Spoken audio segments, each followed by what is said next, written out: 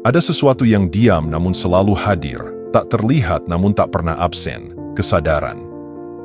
Di balik setiap pengalaman indrawi, apapun yang kita lihat, dengar, cium, rasakan, atau pikirkan, selalu ada yang menyadari.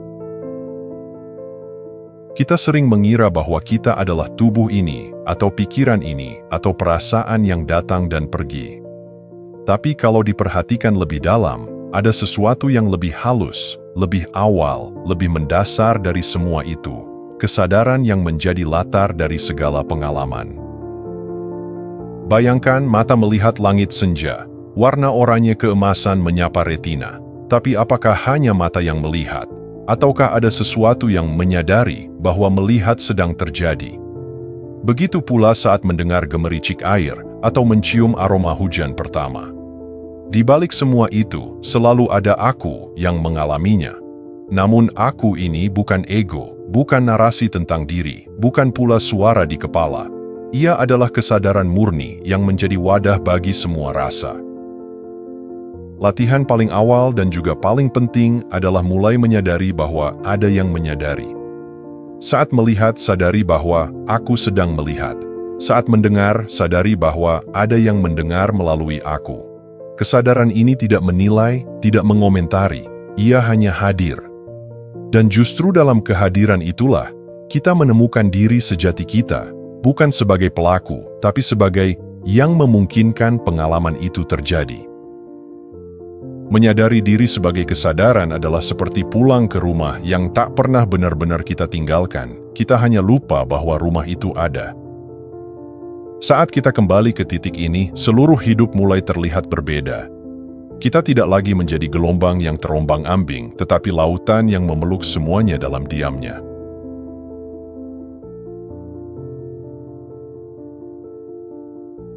Alam tidak pernah terburu-buru.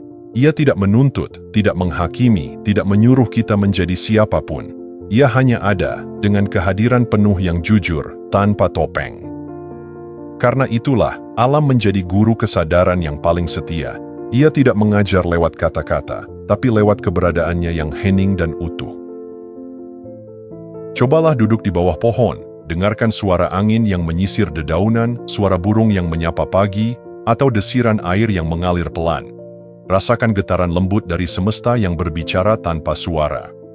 Saat itu, beri perhatian penuh, tapi lebih dalam dari itu, sadari bahwa ada kesadaran yang sedang memberi perhatian. Bukan sekadar mendengar burung, tapi mengetahui bahwa aku sedang memberi perhatian pada suara burung. Itulah kunci dari latihan ini, menyadari bahwa kita sedang menyadari.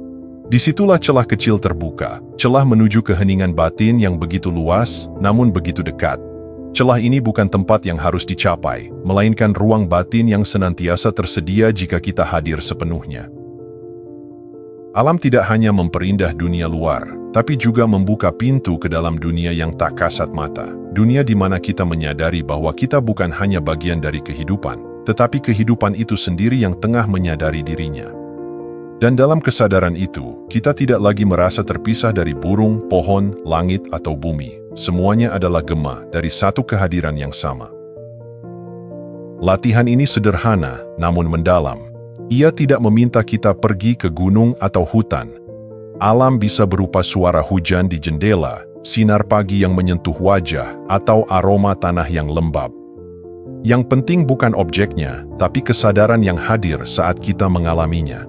Dan saat kita menyadari kesadaran itu sendiri, kita menyentuh inti dari keheningan yang hidup.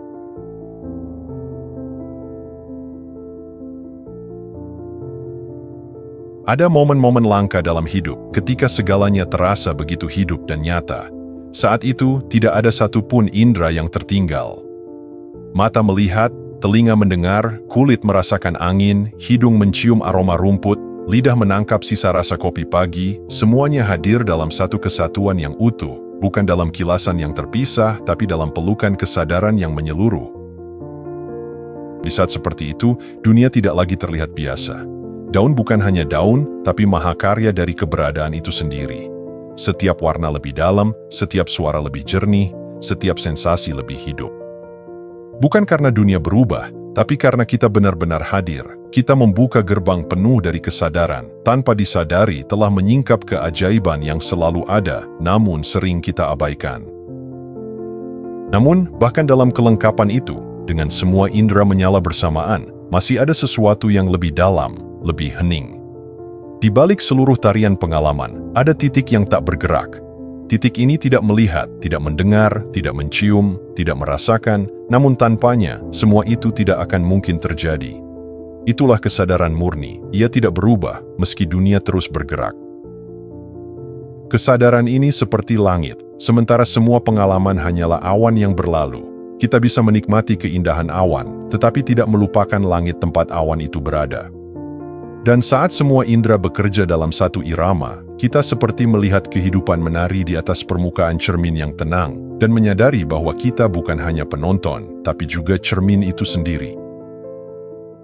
Momen seperti ini tidak bisa dipaksakan, tapi ia datang saat kita cukup tenang, cukup hadir, cukup terbuka untuk membiarkan hidup menyentuh kita sepenuhnya.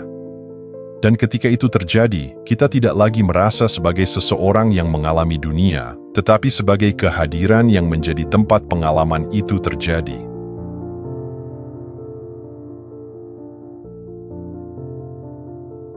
Di balik segala hiruk-pikuk dunia, ada sesuatu yang tidak pernah ikut bergetar. Ia tidak berlari saat kita dikejar waktu, tidak berteriak saat kita merasa lelah, dan tidak tenggelam saat badai kehidupan datang.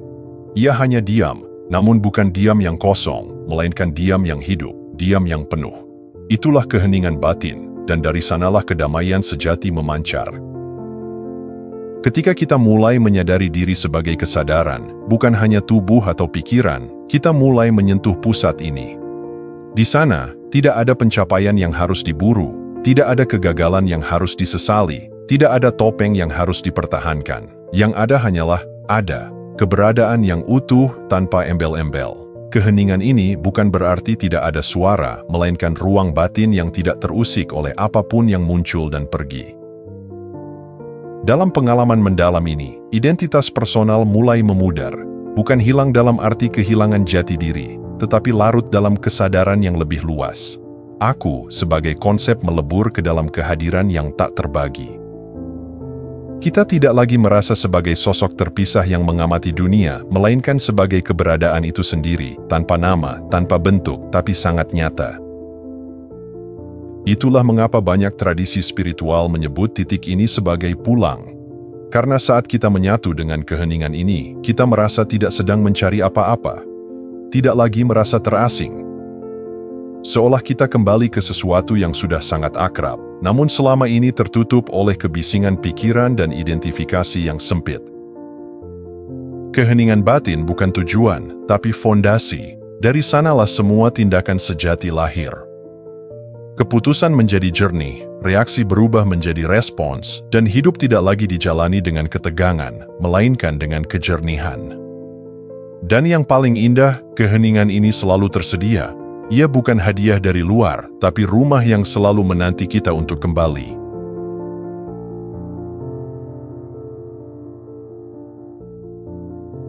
Setelah mengalami keheningan batin, tantangan sesungguhnya bukan terletak pada kedalaman meditasi atau panjangnya kontemplasi, melainkan pada bagaimana membawa kejernihan itu kembali ke pasar, ke dapur, ke kantor, ke ruang tamu tempat anak-anak berteriak dan tumpukan pekerjaan menunggu. Dunia tidak berhenti bergerak hanya karena kita telah menemukan diam. Panggilan telepon tetap datang, deadline tetap mendesak, emosi orang lain tetap naik turun. Tapi inilah titik balik penting dalam perjalanan spiritual. Kita tidak lagi perlu memilih antara kesadaran dan kehidupan. Kita belajar untuk hadir di dalam kehidupan, tanpa kehilangan kedalaman batin. Inilah latihan yang paling halus namun transformatif. Berjalan ke dapur sambil tetap sadar bahwa kita sedang berjalan. Menjawab email sambil tetap menjaga sebagian kecil perhatian pada napas. Mendengarkan seseorang sambil tetap merasakan kehadiran di dada. Bahkan saat berpikir, yang seringkali menjadi sumber keterpisahan dari saat ini, kita bisa berpikir tanpa terhisap. Berpikir sambil tetap hadir, bukan paradoks, tapi keterampilan spiritual tertinggi. Pikiran berjalan di permukaan, tapi kesadaran tetap tinggal di dasar. Seperti danau yang bergelombang di atas, namun tetap sunyi di kedalaman. Dan ketika ini terjadi, hidup berubah. Bukan karena keadaannya berubah, tapi karena cara kita menyentuh setiap keadaan telah berubah. Tiba-tiba, kegiatan biasa menjadi ladang kesadaran. Menyapu lantai tidak lagi membosankan. Mencuci piring menjadi meditasi kecil. Bahkan dalam konflik, kita tidak serta-merta terpancing, karena kita tidak sepenuhnya terseret. Ada ruang, ada kesadaran. Dan dalam ruang itu, kita bisa memilih. Kita menjadi pemain sadar dalam kehidupan, bukan sekadar reaksi otomatis dari pola lama. Dengan cara ini, kehidupan sehari-hari tidak lagi mengganggu perjalanan spiritual.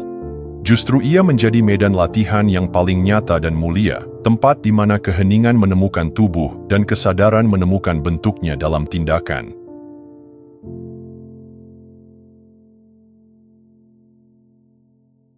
Pikiran adalah alat yang luar biasa. Dengannya kita bisa mencipta, merancang, memecahkan masalah, dan memahami dunia.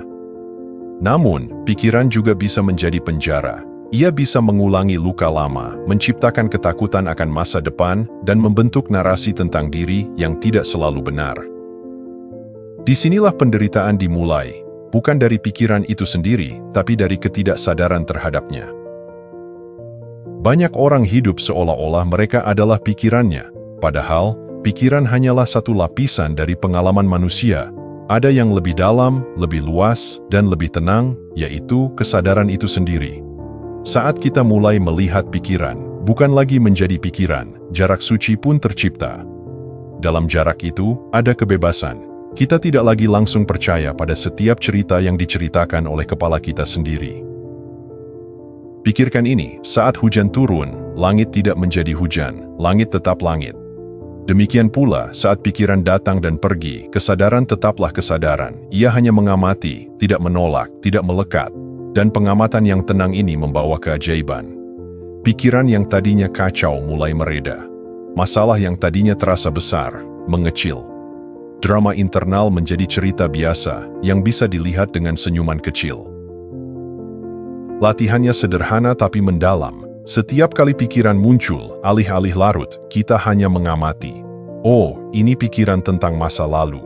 Ini kekhawatiran tentang masa depan. Kita tidak menolak, tapi juga tidak tenggelam. Kita hadir sebagai saksi yang tenang, bukan korban dari lalu lintas pikiran.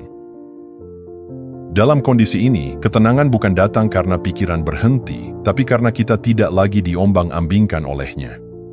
Kita bisa berpikir dengan jernih, merasakan emosi tanpa dikendalikan olehnya, dan bertindak dengan kebijaksanaan, bukan reaksi. Inilah kekuatan kesadaran. Ia tidak perlu mengalahkan pikiran. Ia hanya perlu hadir. Dan dalam kehadiran itu, pikiran kembali ke tempat asalnya, sebagai pelayan, bukan tuan.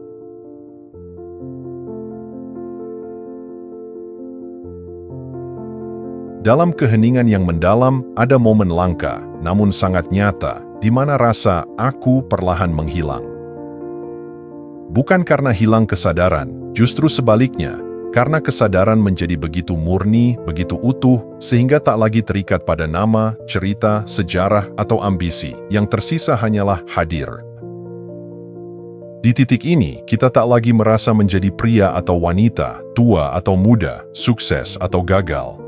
Semua label itu larut seperti kabut saat matahari naik. Kesadaran tidak mengenal identitas, ia hanya menjadi, bukan menjadi sesuatu, hanya menjadi. Indra pun mulai berubah sifatnya, penglihatan tidak lagi dipenuhi penilaian, pendengaran tidak lagi mencari makna. Sentuhan menjadi murni, tidak dibebani oleh keinginan atau penghindaran, semuanya menjadi hening. Bukan karena tidak ada suara, melainkan karena tidak ada aku yang ingin sesuatu dari pengalaman itu. Dunia masih ada, tetapi genggaman batin atas dunia telah longgar. Perumpamaan terbaik mungkin seperti ini, dunia yang kita alami sehari-hari ibarat susu skim, encer, penuh gerakan, tapi mudah lewat. Tapi kesadaran sejati adalah krim kental yang selama ini tenggelam di dasar. Hanya dalam diam mendalam kita bisa menyentuhnya. Dan saat itu terjadi, kita tahu, dalam-dalam tahu, bahwa ini adalah rumah sejati kita. Tempat sebelum nama, sebelum luka, sebelum keinginan, tempat di mana semua pencarian berakhir. Yang menakjubkan, momen ini tidak perlu dicapai melalui pulau sunyi atau gua meditasi. Ia bisa muncul saat duduk diam di ruang tamu, saat memandangi langit, saat hening sejenak di antara dua tarikan napas. Ia tidak datang dari usaha keras, tapi dari penyerahan. Penyerahan total atas keinginan menjadi siapapun dan kembali menjadi ada. Ketika rasa aku tak lagi menjadi pusat, kehidupan menjadi lebih ringan. Kita tidak perlu membuktikan diri, tidak perlu mempertahankan citra, tidak perlu bersaing. Karena yang kita cari, ketenangan, makna, kepenuhan, ternyata sudah ada, selalu ada, di kedalaman kehadiran itu sendiri.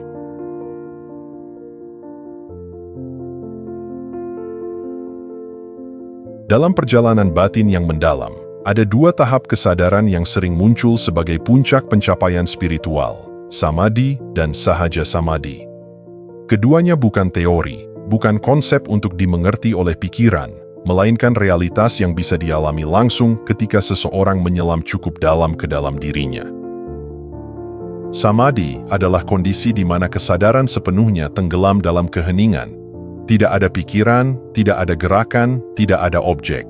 Hanya ada kesadaran murni yang menyatu dengan dirinya sendiri. Seperti tetes air yang akhirnya kembali ke lautan dan kehilangan identitasnya sebagai tetes. Di momen ini, waktu lenyap, ruang tidak berarti, aku pun menghilang. Yang tersisa hanyalah keutuhan yang tidak bisa dijelaskan dengan kata-kata, karena kata-kata berasal dari pikiran, sedangkan samadhi melampaui pikiran.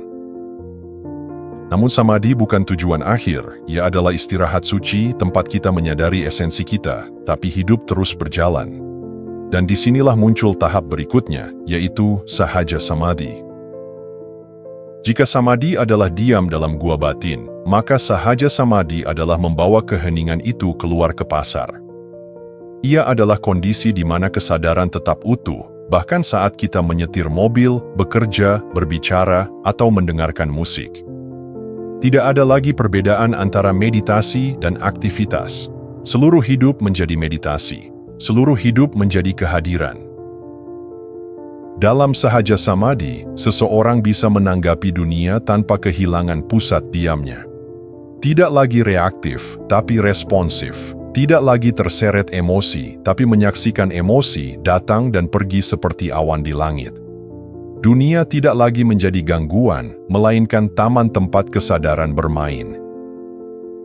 Dan yang terpenting, dalam tahap ini tidak ada lagi perasaan istimewa.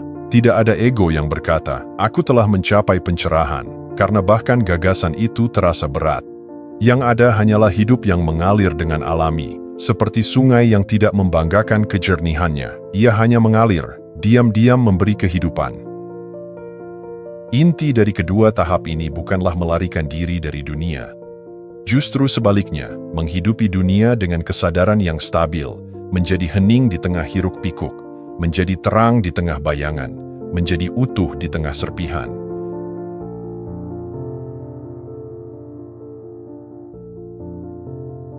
Di antara banyak ajaran Yesus yang penuh makna, ada satu perumpamaan yang menggambarkan kedalaman batin dengan cara yang begitu sederhana, namun menggugah, yaitu, barang siapa mendengar perkataanku dan melakukannya, ia seperti orang bijak yang membangun rumahnya di atas batu. Datanglah hujan, meluaplah air, angin melanda rumah itu, tetapi rumah itu tidak rubuh karena didirikan di atas batu. Ini bukan hanya cerita moral. Ini adalah ajakan untuk membangun hidup kita, bukan di atas permukaan yang goyah, pikiran, emosi, pencapaian luar, melainkan di atas fondasi yang tak tergoyahkan, kehadiran batin. Pasir adalah simbol dari identitas palsu, kesuksesan yang rapuh, pengakuan sosial, pencapaian yang cepat pudar. Semua itu bisa terlihat kokoh di hari cerah, tapi begitu badai datang, saat krisis menimpa, relasi hancur, kesehatan terguncang, segala sesuatu yang dibangun di atasnya mulai retak. Dan kita pun ikut runtuh bersamanya. Sebaliknya, batu melambangkan sesuatu yang dalam, sesuatu yang tidak bergerak meski dunia berubah. Ia adalah keheningan yang kita temukan saat kita menyelam jauh ke dalam diri. Batu itu adalah kesadaran murni, tempat di mana tidak ada lagi pencarian, hanya penemuan. tempat di mana hidup tidak lagi bergantung pada bagaimana keadaannya di luar, tapi pada kedalaman yang kita sentuh di dalam. Membangun di atas batu berarti menggali lebih dulu. Artinya, sebelum kita mendirikan apapun, karir, relasi, impian, kita perlu mengakar dalam kehadiran. Kita perlu belajar untuk duduk diam, untuk mendengar diri sendiri tanpa gangguan, untuk melihat hidup apa adanya, tanpa lensa harapan dan ketakutan. Dan dari kedalaman itu, barulah kita bisa mulai membangun. Rumah yang dibangun di atas batu mungkin tidak terlihat paling mencolok dari luar, tapi ketika badai datang, kita tahu di mana letak kekuatannya, karena ketenangan batin tidak bergantung pada tenangnya cuaca, tapi pada keteguhan fondasi. Kehidupan yang dilandasi kehadiran bukanlah kehidupan yang sempurna, tapi itu adalah kehidupan yang stabil. Dan di dunia yang terus berubah, stabilitas bukanlah kemewahan, itu adalah kebutuhan.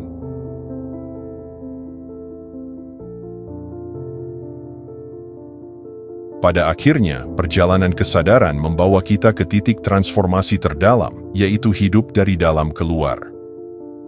Ini bukan sekadar perubahan perspektif, tetapi perubahan sumber dari mana kita menjalani hidup. Kebanyakan orang hidup dari luar ke dalam. Mereka mengandalkan keadaan untuk menentukan suasana hati, identitas, bahkan nilai diri. Jika hari berjalan baik, hati tenang. Jika dunia menghargai, mereka merasa berarti. Tapi jika keadaan memburuk, batin ikut runtuh. Seperti daun yang diterbangkan angin, hidup pun kehilangan arah karena bersandar pada hal-hal yang tidak bisa dikendalikan. Namun ketika seseorang hidup dari pusat kehadiran, segalanya berubah. Ia tidak lagi menjadi reaksi dari lingkungannya, tetapi menjadi sumber dari keheningan yang menyinari lingkungannya. Ia tidak mencari cahaya dari luar, karena ia telah menemukan pelitanya di dalam. Inilah yang dimaksud dengan bangkit di atas keadaan. Bukan berarti menolak kenyataan atau mengabaikan rasa sakit. Justru sebaliknya, kita hadir penuh dalam setiap momen, termasuk yang sulit dan tak nyaman, tapi kita tidak larut. Kita melihat badai, namun tidak terhisap olehnya. Kita merasakan gelombang emosi, namun ada sesuatu yang lebih dalam yang tetap diam. Dari tempat ini, hidup tidak lagi menjadi beban yang harus diatasi, tetapi menjadi ruang bermain kesadaran. Kita tidak lagi memaksa segalanya sesuai keinginan. Kita merespons, bukan bereaksi. Kita mencipta, bukan mengontrol. Bahkan penderitaan pun berubah bentuk. Bukan lagi musuh yang harus dikalahkan, tapi guru yang memperdalam pemahaman kita tentang siapa diri kita sebenarnya. Hidup dari dalam keluar adalah bentuk tertinggi dari kemerdekaan, bukan karena dunia menjadi sempurna, tapi karena kita tidak lagi diperbudak oleh dunia. Kita bisa menikmati tanpa melekat, mencintai tanpa takut kehilangan, memberi tanpa merasa kekurangan. Kita menjadi hadir, dan kehadiran itulah yang menyembuhkan, menuntun, dan menerangi. Pada akhirnya, inilah undangan dari semua perjalanan spiritual yang sejati, bukan untuk menjadi seseorang yang lebih baik, tapi menjadi siapa kita sebenarnya, kesadaran yang hadir, yang hidup, yang merdeka. Terima kasih sudah menonton. Jangan lupa like, komen, dan subscribe untuk dukung channel ini terus berkembang. Sampai jumpa di video selanjutnya.